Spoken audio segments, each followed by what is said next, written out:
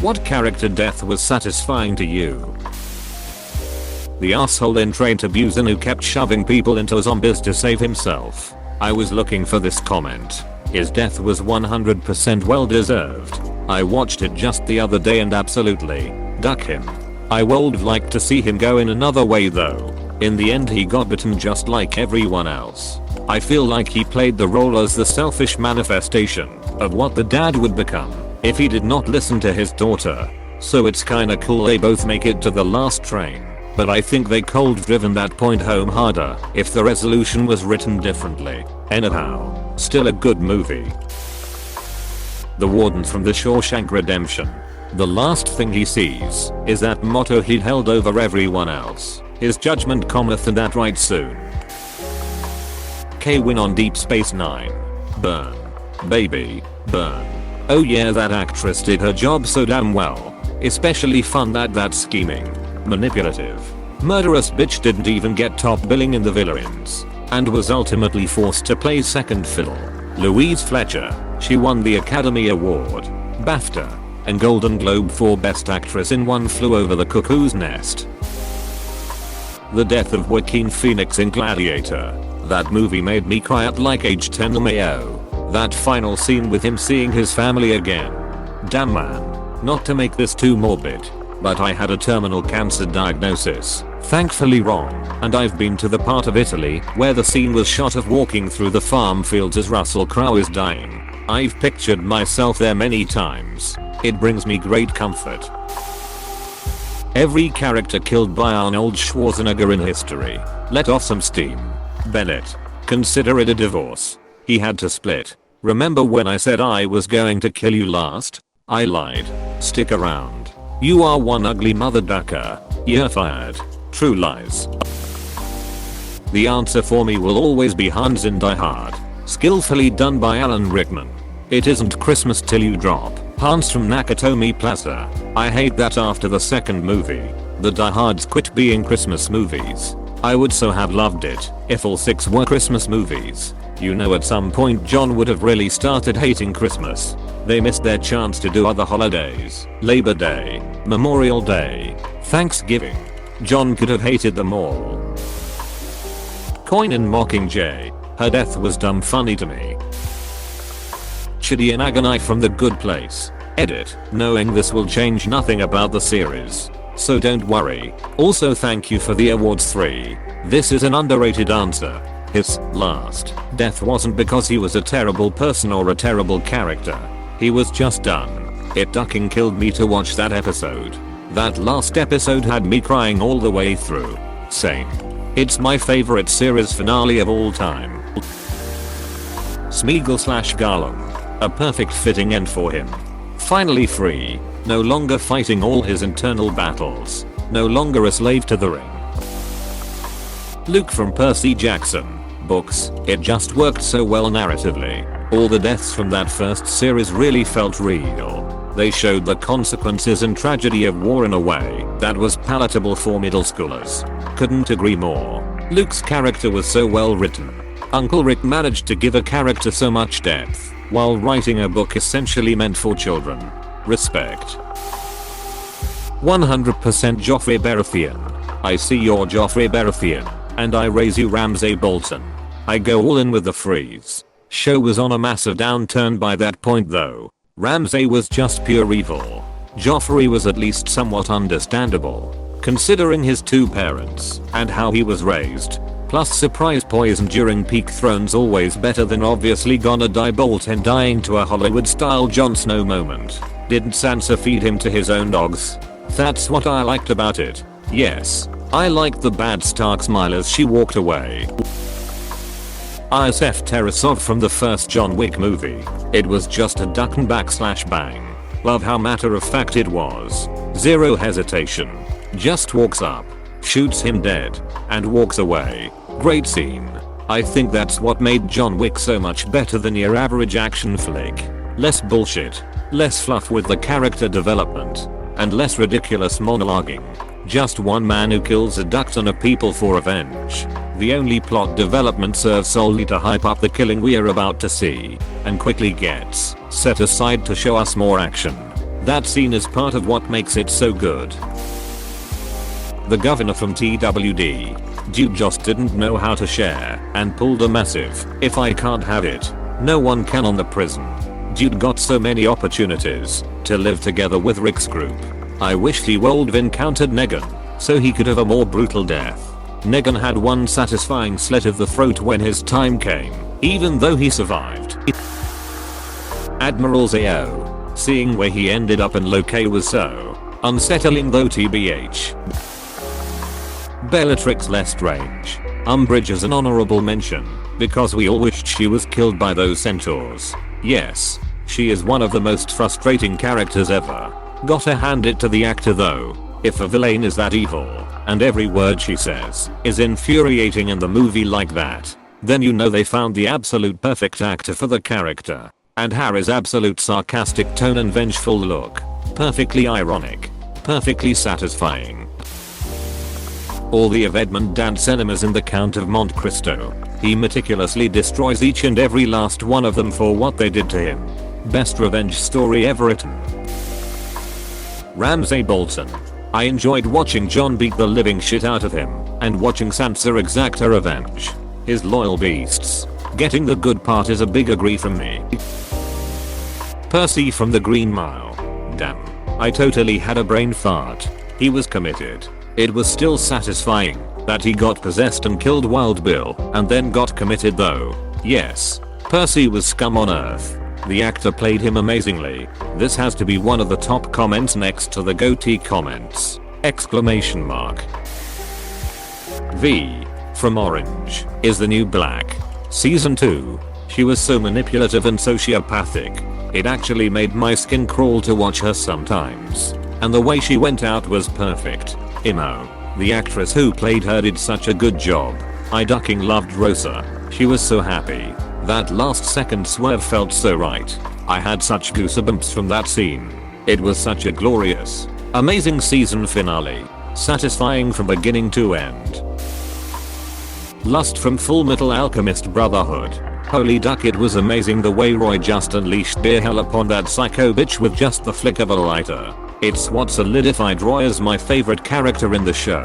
Mustang goes from classic shonen rival to a perfectly autonomous character and the baddest Methodica ever with such power there. I mean, it was already established as a character, but generally that stuff has those masks and roles that are hard to shake off. In that episode, Mustang tells the reader / watcher, hey bitch, I do have agency, right? Hell, he flips way back when who's died. You beautiful man, and becomes more interesting. And then he gets sweet vengeance and boom badass fireman. The way all the Terminators died in the first 2 movies. The first 2 that died felt good because that terrifyingly intense villain you thought was undefeatable finally died. And when Arnie sacrifices himself in the lava and gives that thumbs up, that really hit me in the feels. Macaulay Culkin's character, Henry, in The Good Son. For a moment there I thought Home Alone must have had a director's cut.